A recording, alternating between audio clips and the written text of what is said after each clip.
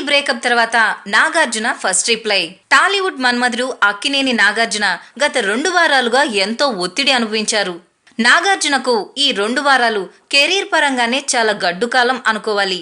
తాను ఎంతో నమ్మకం పెట్టుకున్న ఓం నమో వెంకటేశాయ అతి భారీ డిజాస్టర్ గా నిలిచింది. ఆ సినిమా థియేట్రికల్ రైట్స్ ను ప్రపంచవ్యాప్తంగా 36 కోట్ల రూపాయలకు అమ్మగా కనీసం 10 కోట్ల రూపాయలు కూడా వసూలు చేయలేకపోయింది.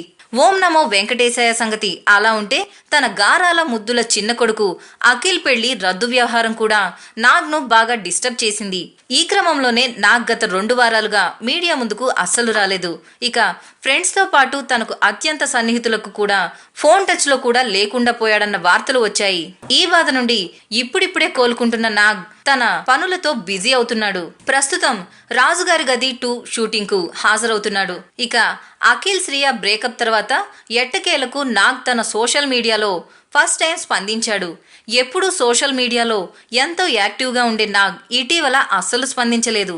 ఇక నాగ్ సోషల్ మీడియాలో ట్వీట్ చేసినా అది అఖిల్ మ్యాటర్ పై మాత్రం కాదు.